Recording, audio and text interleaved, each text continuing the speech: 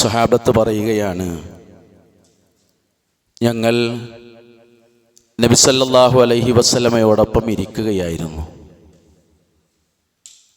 ആ സമയത്ത് വെള്ളവസ്ത്രം ധരിച്ച കഠിനമായ കറുത്ത നിറമുള്ള മുടിയുള്ള ഒരാൾ ഞങ്ങളിലേക്ക് പ്രത്യക്ഷപ്പെടുകയുണ്ടായി, ഞങ്ങളിലേക്ക് വരികയുണ്ടായി.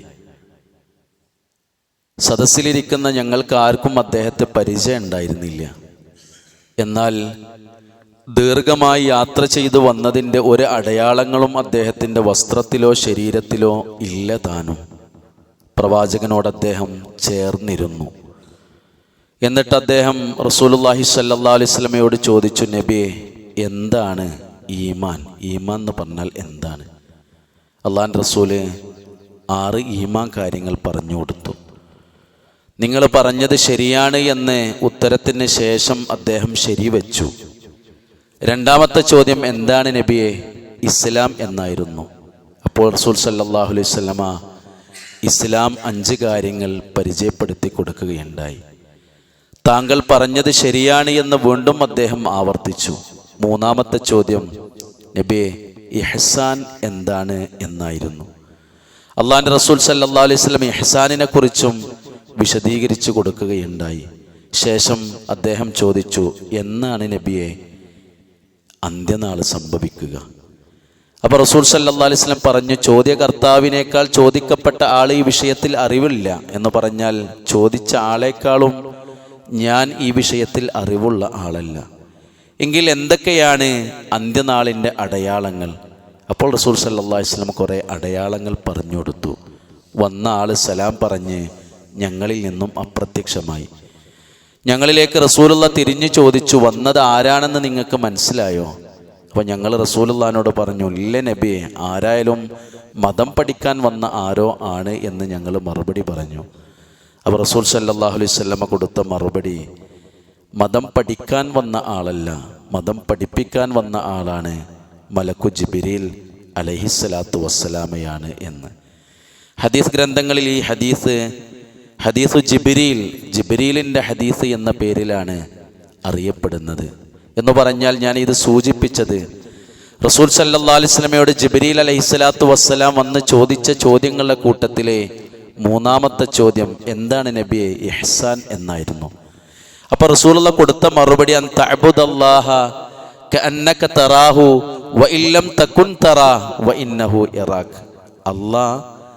നീ അള്ളാനെ കാണുന്നില്ലെങ്കിലും അള്ളാഹ് നിന്നെ കാണുന്നുണ്ട് എന്ന ബോധത്തോടു കൂടി നീ അള്ളാഹ്ക്ക് ഇബാദത്തെടുക്കലാണ് എന്ന് നബി സല്ലല്ലാഹു അലൈഹി വസല്ലം പഠിപ്പിച്ചു കൊടുക്കുന്നുണ്ട്.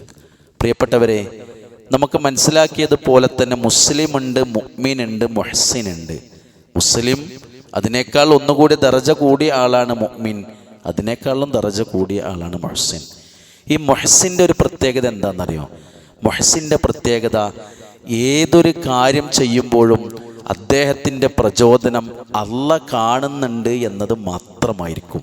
മറ്റുള്ളവരുടെ പ്രശംസ ഉദ്ദേശം ഉണ്ടാവില്ല. മറ്റുള്ളവരാൽ ആദരിക്കപ്പെടണം എന്ന ലക്ഷ്യമില്ല. വേറെ ദുന്യവിയായ ഒരു ആഗ്രഹങ്ങളോ ദുന്യവിയായിട്ടുള്ള ഒരു പ്രചോദനമോ ഇല്ലാതെ വെറും പടച്ചവൻ കാണുന്നുണ്ട് എന്ന പ്രചോദനത്തിൽ മാത്രം നന്മ ചെയ്യുന്ന ആൾക്കാണ് നമ്മൾ മുഹ്സിൻ എന്ന് പറയാം. അവരുടെ ഒരു പ്രത്യേകത എന്താണെന്നറിയോ?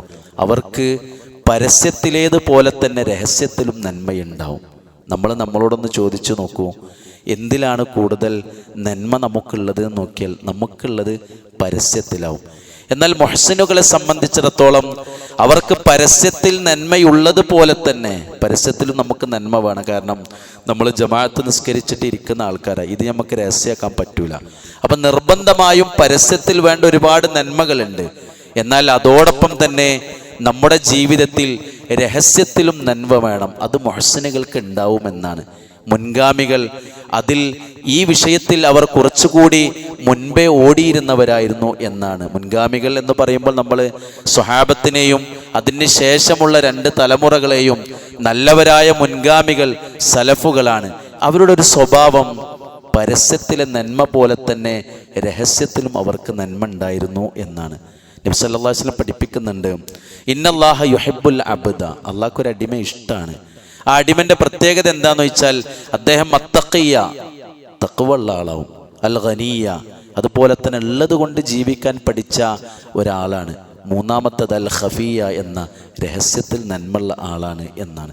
അതുകൊണ്ട് പ്രിയപ്പെട്ടവരെ, ഒന്നാമത്തെ കാര്യം മുൻഗാമികളിൽ നിന്നും ഈ ഒരു റമളാൻ കൊണ്ട് നമ്മൾ നേടിയെടുക്കേണ്ട, നമ്മുടെ ജീവിത ശൈലികളിലേക്ക് ചേർത്ത് വെക്കേണ്ട ഒരു നല്ല ഗുണമാണ് രഹസ്യത്തിൽ നമുക്ക് നന്മ ഉണ്ടാവുക എന്നുള്ളത്. ഇമാം ഷാഫിഈ റഹിമഹുല്ല ചോദിക്കുന്നുണ്ട്, രഹസ്യത്തിൽ നിനക്ക് തിന്മ ഉണ്ടല്ലോ, പിന്നെന്താ രഹസ്യത്തിൽ നിനക്ക് നന്മയില്ലാത്ത എന്നുള്ളത്. അതുകൊണ്ട് ഈ രഹസ്യത്തിലെ നന്മൻ്റെ ഒരു പ്രത്യേകത എന്താ വെച്ചാൽ പൊളിഞ്ഞു പോകാൻ സാധ്യത കുറവാണ്, നല്ല പവർഫുള്ളാവും അത്. പരസ്യത്തിൽ ചെയ്ത നന്മകൾ ഒരു പക്ഷേ പൊളിഞ്ഞു പോകാൻ സാധ്യതകൾ ഏറെയുണ്ട്. രഹസ്യത്തിൽ ചെയ്തത് ഒരിക്കലും എന്ത് ചെയ്യില്ല, പൊളിഞ്ഞു പോകാൻ സാധ്യത ഇല്ല, കുറവാണ്. കാരണം ഒറ്റ പ്രചോദനം, അള്ളാഹ് കാണുന്നുണ്ട് എന്നുള്ളത് മാത്രം. നിയ്യത്ത് നന്നാകും, ഇഖ്ലാസ് ഉണ്ടാവും. അങ്ങനെ ഇഖ്ലാസും നിയ്യത്തും ശരിയായവർ മാത്രമേ നന്മ രഹസ്യത്തിൽ ചെയ്യുന്ന ആളുകൾ ഉണ്ടാവുള്ളൂ. അതുകൊണ്ട് പ്രിയപ്പെട്ടവരെ, റമളാൻ കഴിയുമ്പോഴേക്കും നമ്മുടെ ജീവിതത്തിൽ ഒരു അജണ്ട കൂടി ആവണം, എനിക്ക് രഹസ്യത്തിൽ കുറേ നന്മ ഉണ്ടാക്കിയെടുക്കാൻ കഴിയണമെന്ന്. അലി ഇബ്നു അബീ ത്വാലിബ് റളിയല്ലാഹുവിൻ്റെ മകൻ ഹുസൈൻ റളിയല്ലാഹുവിൻ്റെ മകനെക്കുറിച്ച് പറയുന്നിടത്ത് കാണാൻ സാധിക്കും, അദ്ദേഹം മരണപ്പെട്ടതിന് ശേഷം കുറേ വീടുകളിൽ ഭക്ഷണം കഴിക്കാതെയായി എന്നാണ്, കുറേ കുടുംബങ്ങൾ. അപ്പോഴാണ് അവർക്ക് മനസ്സിലായത്, ഞങ്ങളെ വീട്ടിലേക്ക് ഭക്ഷണ പദാർത്ഥങ്ങൾ എത്തിച്ചിരുന്നത് അദ്ദേഹമായിരുന്നു, മരണം വരെ ആരും എന്ത് ചെയ്തിട്ടില്ല, അറിഞ്ഞിട്ടില്ല എന്ന സ്വഹാബത്തിൻ്റെ മുൻഗാമിയിൽ കുറേ ചരിത്രമുണ്ട്. അതുകൊണ്ട് അതാണ് ഇന്നെനിക്ക് നിങ്ങളോട് പറയാനുള്ളത്. രണ്ടാമത്തേത് പ്രിയപ്പെട്ടവരെ, മുൻഗാമികളൊരു സ്വഭാവമായിരുന്നു ഉള്ളത് കുറച്ചാണെങ്കിലും സ്ഥിരമായി ചെയ്യുക എന്നുള്ളത്. ബിലാൽ, എന്താണ് താങ്കളുടെ കാലടിപ്പാട് ഞാൻ സ്വർഗത്തിൽ കേട്ടല്ലോ, എന്താ കാരണം? ഇല്ല നബിയെ, ഞാൻ കാര്യമായിട്ടൊന്നും ചെയ്യാറില്ല, ഞാൻ എപ്പോഴും വുളു ഉണ്ടാവും, വുളു മുറിഞ്ഞാൽ അടുത്ത വുളു എടുക്കും, ആ വുളു എടുക്കുമ്പോൾ ഞാനൊരു 2 റക്അത്ത് സുന്നത്ത് നിസ്കരിക്കാറുണ്ട് എന്നാണ്. അത് ബിലാൽ റളിയല്ലാഹുവിൻ്റെ ജീവിതത്തിലെ ദായിമായി സ്ഥിരമായി കൊണ്ട് നടക്കുന്ന ഒരു സ്വഭാവമായിരുന്നു. അതുകൊണ്ടായിരിക്കാം അദ്ദേഹത്തിന് സ്വർഗം കിട്ടിയത് എന്നാണ് പണ്ഡിതന്മാർ വിശദീകരിക്കുന്നത്. അള്ളാഹുവിൻ്റെ റസൂലും അതാണ് പറഞ്ഞത്, അഹബ്ബുൽ അമാലി ഇലല്ലാഹ്, അള്ളാഹ്ക്ക് ഏറ്റവും ഇഷ്ടമുള്ള കർമ്മങ്ങളുടെ കൂട്ടത്തിൽ അദ്വമുഹ, സ്ഥിരമായി ചെയ്യുന്നതാണ്. വൈൻകല്ല, ഞാൻ കുറച്ചാണെങ്കിലും പ്രശ്നമല്ല. ഒരാവേശപ്പുറത്ത് എല്ലാം കൂടി ചെയ്തിട്ട് പിറ്റേ ദിവസം ഒന്നുമില്ല, അതല്ല, കുറച്ചാണെങ്കിലും സ്ഥിരമായി ചെയ്യുക എന്നുള്ളത് മുൻഗാമികളുടെ സ്വഭാവമായിരുന്നു, അള്ളാഹ്ക്ക് ഇഷ്ടമുള്ളതായിരുന്നു എന്ന. റമളാനിലാണ് നമ്മൾ കുറേ സ്വഭാവങ്ങൾ നല്ലത് നമ്മുടെ ജീവിതത്തിലേക്ക് കൊണ്ടുവരാറുള്ളത്. ഇതും നമുക്കങ്ങനെ നമ്മുടെ ജീവിതത്തിലേക്ക് എടുത്തു വെക്കാവുന്നതാണ്. മൂന്നാമത്തേത് പ്രിയപ്പെട്ടവരെ, മുൻഗാമികളൊരു പ്രത്യേകത എന്താണെന്ന് വെച്ചാൽ അവസരങ്ങൾ നഷ്ടപ്പെടുത്താത്തവരാണ് അവരെന്ന. അവസരത്തിന് കാത്തിരിക്കുന്നവരോ കിട്ടിയ അവസരം നഷ്ടപ്പെടുത്തുന്നവരോ അല്ല, എന്താണോ സ്പോട്ടിൽ കിട്ടിയത് അത് നിർവഹിക്കുന്നവരാണ് എന്നാണ്. മദീനത്തെ യതീമായ ഒരു ബാലൻ തൻ്റെ വീടിന് അതിർത്തി കെട്ടാൻ തീരുമാനിച്ചു എന്ന്, വേലി കെട്ടാൻ, നമ്മുടെ ഭാഷയിൽ പറഞ്ഞാൽ വേലി കെട്ടാൻ തീരുമാനിച്ചു എന്നാണ്. ആ സമയത്താണ് അതിന് തടസ്സമായി അയൽവാസിയുടെ ഒരു ഈത്തപ്പന നിൽക്കുന്നുണ്ട് അത്രേ. അയൽവാസിയോട് സംസാരിച്ചു എന്നാ, ഒന്നുകിൽ നിങ്ങൾ എനിക്ക് വിൽക്കണം, ഞാൻ വില തരാം, അതല്ലെങ്കിൽ എനിക്ക് നിങ്ങളതൊന്ന് മുറിച്ച് തരണം എന്നാണ്. ആ മനുഷ്യൻ രണ്ടിനും സമ്മതിച്ചില്ല എന്നാണ്.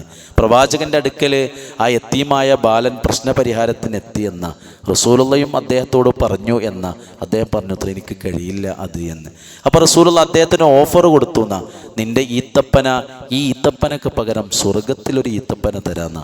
അപ്പോഴും അയാൾ പറഞ്ഞു, അത്ര എനിക്ക് കഴിയില്ല എന്ന്. ഇത് കണ്ടു നിന്നിരുന്ന അബൂദഹ്ദാ റളിയല്ലാഹു വേഗം നബിൻ്റെ അടുക്കൽ ചെന്ന് ചോദിച്ചു, അത്ര നബിയെ, ഈ ഓഫർ ആ മനുഷ്യന് മാത്രമാണുള്ളൂ, അല്ല ആ ഈത്തപ്പന വാങ്ങിക്കൊടുക്കുന്ന ആൾക്കും ആ ഓഫർ കിട്ടുന്നതാണ്. ഈ അബൂദഹ്ദാ റളിയല്ലാഹു അയൽവാസിൻ്റെ അടുക്കൽ ചെന്നിട്ട് പറഞ്ഞു, അത്രേ എൻ്റെ തോട്ടം 600 ഈത്തപ്പനകൾക്ക് അധികമുള്ള എൻ്റെ തോട്ടം എനിക്കറിയാലോ, മാത്രമല്ല അതിലൊരു ശുദ്ധ ജലാശയം, ശുദ്ധ കിണറുള്ള, ശുദ്ധ വെള്ളം കിട്ടുന്ന ഒരു കിണറുമുണ്ട്, ഒരു വീടുമുണ്ട്, ഞാനത് നിനക്ക് തരട്ടെയോ, നിൻ്റെ ഈത്തപ്പന എനിക്ക് തരുമെന്നാണ്. ഭൗതിക ആഗ്രഹിക്കുന്ന ആരും കൊടുത്തു പോകുമല്ലോ, 600 ഒരു തോട്ടവുമാണ് കിട്ടുന്നത്. ആ മനുഷ്യൻ കൊടുത്തു എന്നാണ്. അബൂദഹ്ദാ റളിയല്ലാഹു തോട്ടം വിറ്റിട്ട് ആ ഈത്തപ്പന വാങ്ങി റസൂലുള്ള പറഞ്ഞതുപോലെ ചെയ്തിട്ട് തൻ്റെ വിറ്റ തോട്ടത്തിൻ്റെ അടുക്കിലേക്കൊരു നടത്തുപോക്കുണ്ട് എന്നാണ്. എന്നിട്ട് പുറത്ത് നിന്നിട്ട് ഉള്ളിലുള്ള ഭാര്യയായ ഉമ്മു ദഹ്ദായിനോടും കുട്ടികളോടും വിളിച്ചു പറഞ്ഞു, അത്രേ അള്ളാഹ്ക്ക് വിറ്റിട്ടുണ്ട്, റസൂലുള്ളാഹ്ക്ക് വിറ്റിട്ടുണ്ട് ഇറങ്ങിപ്പോരണം എന്ന്. കയ്യിലുള്ള ഈത്തപ്പഴങ്ങൾ, കുട്ടികളുടെ കയ്യിലുള്ള ഈത്തപ്പഴങ്ങൾ താഴെയിട്ട് കുട്ടികളെ കയ്യും പിടിച്ച് ഉമ്മുദഹ്ദാ തോട്ടത്തുനിന്ന് പുറത്തേക്ക് വരുമ്പോൾ പുറത്തേക്ക് വിളിച്ചു പറഞ്ഞു അത്രേ, നിങ്ങൾ ചെയ്ത കച്ചവടം അത് വല്ലാത്ത ലാഭകരമായ കച്ചവടമായിരുന്നു എന്ന്. പ്രിയപ്പെട്ടവർ, അവരങ്ങനെയായിരുന്നു. മുന്നിൽ വന്ന അവസരം അവർ വേഗത്തിൽ അതങ്ങനെ എന്ത് ചെയ്യും, ഏറ്റെടുത്തോളും. അത് മുൻഗാമികളുടെ ഒരു സ്വഭാവമാണെന്ന് ഞാൻ അവസാനിപ്പിക്കുകയാണ് പ്രിയപ്പെട്ടവർ. അതുകൊണ്ട് 3 കാര്യങ്ങൾ പലപ്പോഴും നന്മക്ക് തുടക്കം കുറിക്കുന്ന ഒരു മാസമാണ് റമദാൻ. ആ നിലക്ക് മുൻഗാമികളിൽ നിന്നുള്ള 3 പാഠങ്ങൾ: 1, അവർ സ്ഥിരമായി ചെയ്യുന്നവരാണ്.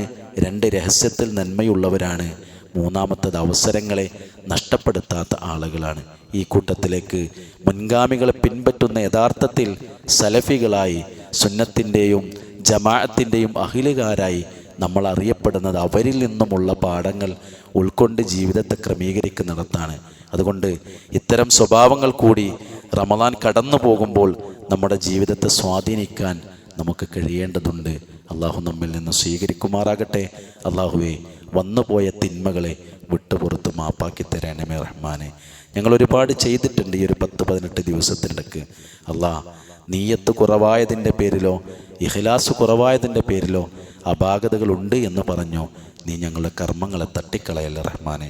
പൂർണ്ണാവസ്ഥയിൽ നീ ഞങ്ങളിൽ നിന്ന് സ്വീകരിക്കണമേ റഹ്മാനെ. റയ്യാൻ കവാടം വിളിക്കപ്പെടുന്ന പേരിൻ്റെ ലിസ്റ്റിൽ ഞങ്ങളുടെ പേര് കൂടി നീ ഉൾപ്പെടുത്തണമേ റഹ്മാനെ. ജന്നാത്തുൽ ഫിർദൗസിൽ ബാപ്പക്കും ഉമ്മക്കും മക്കൾക്കും കൂടെ ഞങ്ങൾക്ക് കൂടി ഒരു ഇടം നീ പ്രദാനം ചെയ്യണമേ റഹ്മാനെ. റബ്ബന തഖബ്ബൽ മിന്ന ഇന്നക അൻത സമീഉൽ അലീം വതുബ് അലൈനാ ഇന്നക അൻത തവ്വാബുർ റഹീം. ആമീൻ ബിറഹ്മതിക യാ അർഹമർ റഹീമീൻ. സുബ്ഹാനകല്ലാഹുമ്മ ബിഹംദിക അഷ്ഹദു അൻ ലാ ഇലാഹ ഇല്ല അൻത അസ്തഗ്ഫിറുക വഅതൂബു ഇലൈക്. അസ്സലാമു അലൈക്കും വറഹ്മത്തുള്ളാഹി വബറകാതുഹു.